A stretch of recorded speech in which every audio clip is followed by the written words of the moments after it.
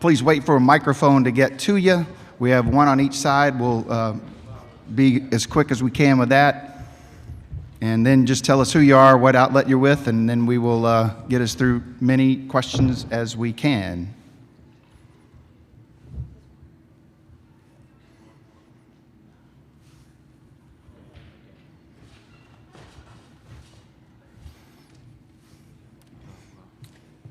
And as Coach gets settled here, we'll ask him for an opening statement, then we'll do questions for the student athletes, and then let them go and back to Coach. Coach, welcome back to Louisville. Thanks. This is our third time this year. Our goal is to get here the third time, and it's changed a little bit since the last time we were here, so we're excited. It's a great place to play volleyball, this arena, and I hear it's sold out, so it should be fun. Thank you, Coach. Questions for the Nebraska student athletes, please.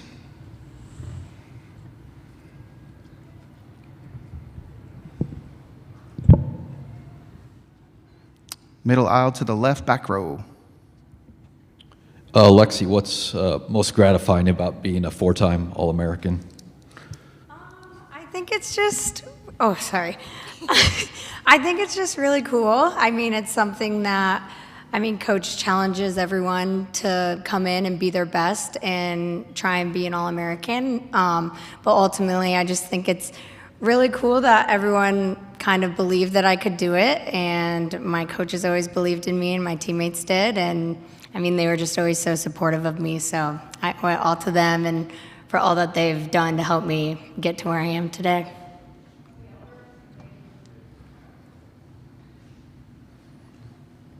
More questions here? Let's go on the right here in the middle. And then on the end. We'll go middle, then end. Yep. Thank you.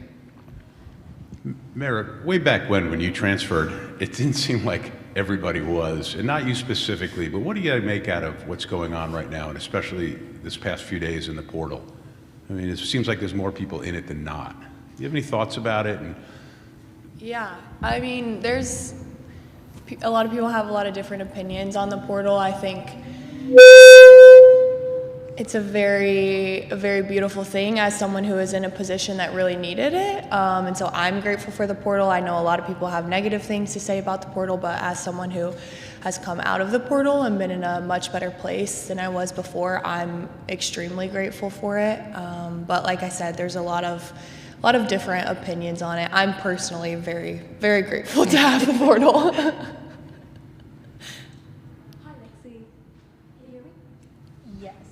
Hi, Aish with ESPN. I spoke with Justine Wong-Orantes yesterday, and she talked about how records are meant to be broken, and that she couldn't be more thrilled that you are the one that's about to. Two-part question. First, how does that feel coming from her? And then I'll ask the other part after you answer.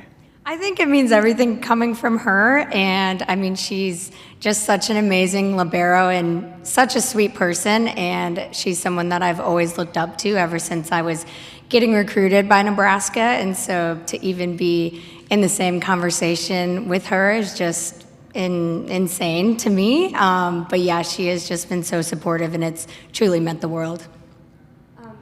The second part of the question is, what is the scariest story you have to share as a libero? Scariest?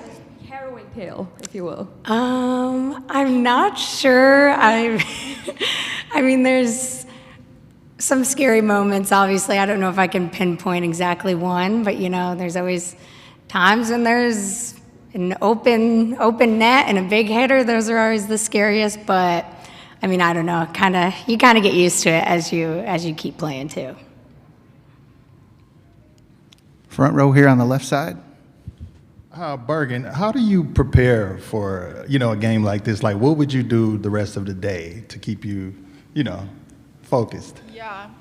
We have a pretty busy day just with all the media, and we have some team stuff tonight, so we have our day pretty booked out, but just in terms of preparing for the game, we say that we've been preparing for it since January. So not really getting too much in our heads or trying to do too much. We have our routine that we'll stick with tomorrow, our game day routine. But other than that, just kind of falling back on what we've been doing all season since the beginning of the year and just knowing that it's worked for us, so we're not going to try and fix it.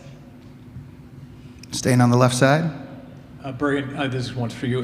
What did last year's experience teach you? What was your biggest takeaway, and how much of a benefit is it coming back to the Final Four, knowing you've been here before? Yeah, it's just a little more comfort and knowing that I've been through it before, and obviously this is a huge stage and this is what we work for all year, so I don't know if you can necessarily ever say that you're fully comfortable, but just having another year of experience, having it under my belt has helped a lot, just confidence-wise and comfort-wise, I guess, but we're really excited to be back and hopefully get it done this year.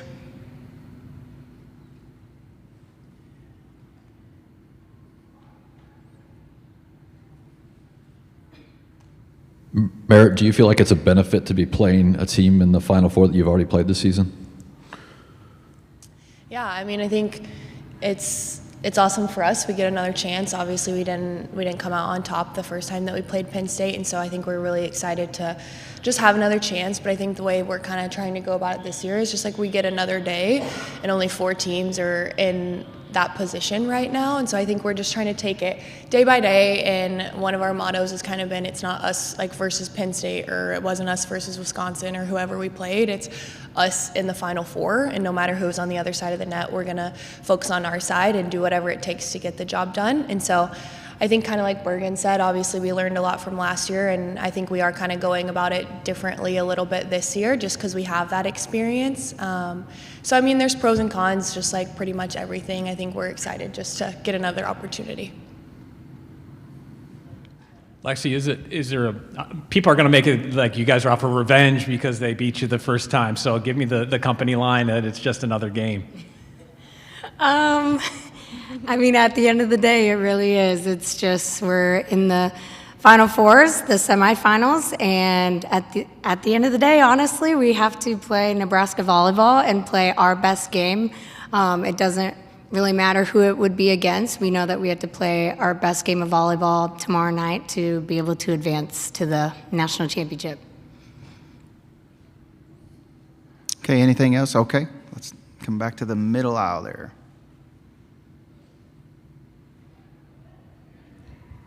Jacob Badil with Hale Varsity. Bergen, Lexi's finalist for National Player of the Year. If you were making the case for her to win it, what would it be?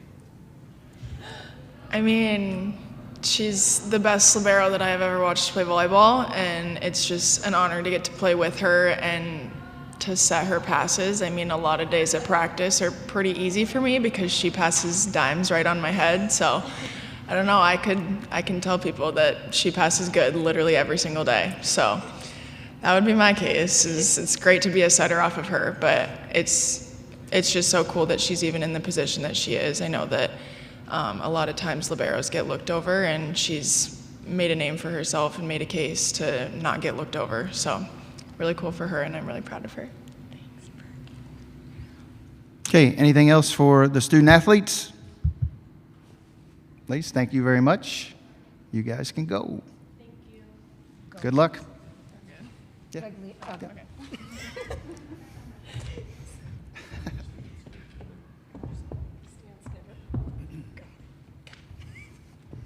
Okay, let's open it up for questions for Coach.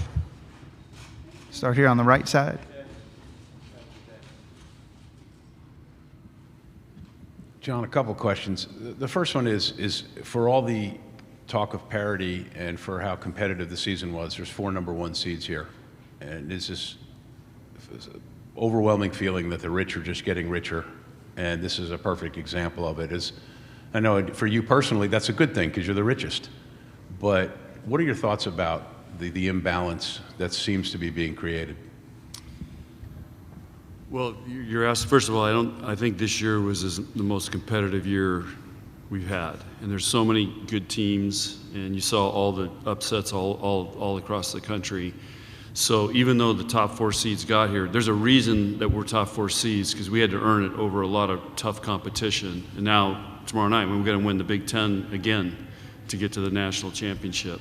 And we had to beat, I mean, literally the last 2 matches, we have to win the Big Ten again. They're top top 2 teams in the Big Ten along with us. So, but where you're going with that is there's super conferences now, and I think that's one of the things that's going to separate. So the conferences that have the money for revenue share are definitely going to have an advantage, and the conferences that don't it's going to be tough. So you're right, it's probably heading where we're going to have the have and have nots. I think it's in volleyball, it's going to be in football, basketball, but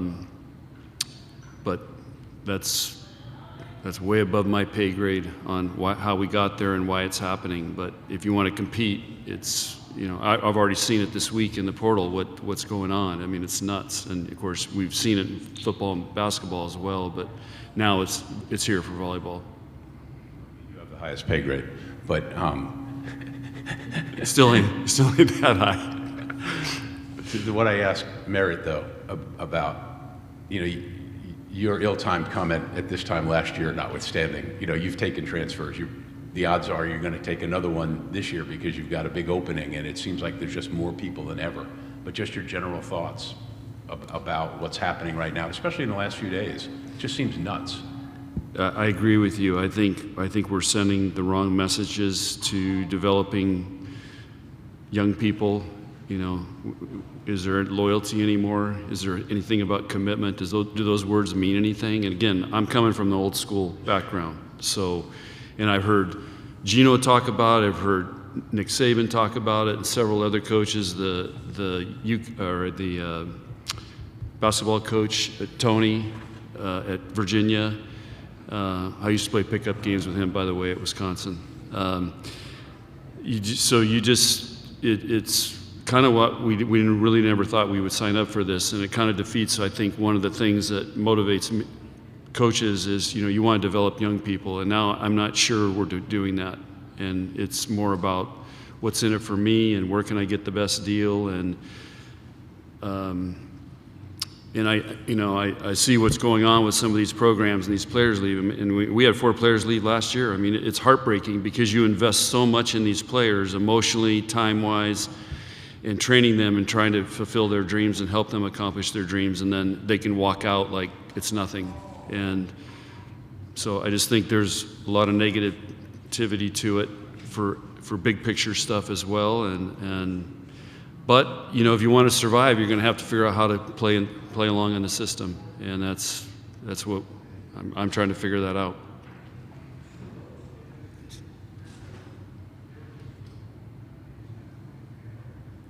Coach, can you talk about your coaching staff, how much they mean to you and your players as well throughout the season? Well, it's, having a great coaching staff is a huge advantage to try to perform at the level we're performing at. And I feel very lucky because I've got Kelly Hunter, who's won 2 national championships, played in our program. Jordan Larson's done everything, played in our program. Jalen's been actually the longest assistant coach that has worked with me for the longest period of time of any assistant coach I've had. I've got 2 former assistant coaches and a player out there practicing right now in this thing. And so hiring good people and letting them develop and letting them do their thing. But it's not easy to keep everybody happy and work together, and there's a lot of work that goes into that, just like having a great family and having a great culture with our team. We're constantly working at it and trying to get better and challenge each other and then try to be on the same page with our players. Hey, John, I know you talked about the 2 kids that transferred from your program to Penn State earlier this year, but if you could just touch on their development and how they've kind of made a next step in their playing. Well, obviously they both had a great year. We had great plans for them. We knew they were good, and Maggie, once she went full-time volleyball, we knew she would really make a jump.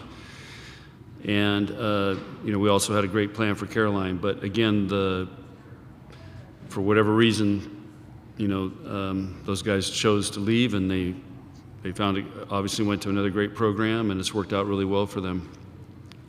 But we miss them. I mean, they were a year ago, they were right there in our locker room. So it's kind of bizarre when you think about it. and I'm seeing the pictures and stuff from last year. You know, they're in all the pictures and Big Ten championship stuff, and you know, here we are playing them to try to get the national championship. So it's like Lee pointed out. I mean, this is just nuts.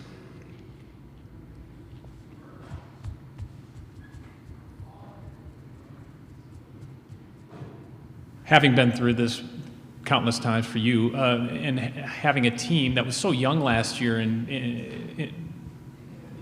how beneficial was that experience last year? I know you didn't get the result you wanted, but how much will that serve you this time around? Merritt nailed it. I mean, we're in a whole different place than we were last year. Last year, you're just, wow, we're happy to be here. This is great. But like today, I mean, the amount of things going on and the distractions, it's unreal. And then, you know, parents coming in. I mean, it's just the whole goal is, you know, you got to remember why you're here is to try to win a volleyball match tomorrow. And you can get so distracted very easily. And so I think our team now understands we only have 3 players that haven't been through this right now, and so I think they understand why we're here and what needs to happen and how we got to focus. And it's a challenge. Carolyn for Penn State, what are all the reasons you think she was able to have one of her better matches of the year against you earlier this year? You have to ask her that. What do you need to do a better job against defending her tomorrow? We got to stick with our game plan, and you know, we have to play a lot better than we did at Penn State. So our team knows that.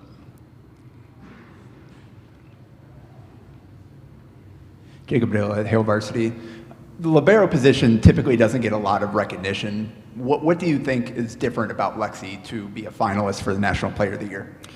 Well, I'm going to put this in perspective. So I remember in 2004. Well, let's go to before that. I mean, when the libero came in, we didn't even have a libero because we had outside hitters we played all the way around. So I didn't even think libero was that important a position. And I think our first libero was in 2004. So 2003 we played without a libero. 2005 we played without a libero. So as a coach, I'm like, it's just some little kid, you know, that can't do anything else. So you make him a libero. And now we're learning how important the libero position is, and the fact that a libero is considered for National Player of the Year, one of the 4 finalists, I think is epic for the sport, because you don't know how many little girls want to be Lexi Rodriguez right now, and you know, and again, we always look at how tall and how physical volleyball players are and evaluate that, but here's somebody is a huge difference maker. And here's another stat I'll give you. This is the 50th year in Nebraska volleyball. There's only been 3 4-time All-Americans. Sarah Pavin, who's one of the greatest players ever, Katie Rolfson, and now Lexi in 50 years of Nebraska volleyball.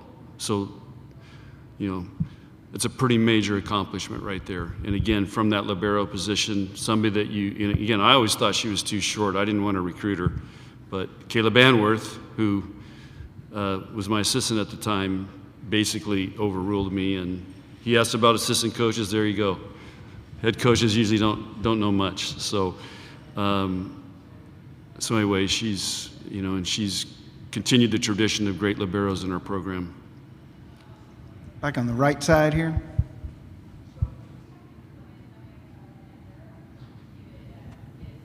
What was the first year you gave a scholarship to a libero?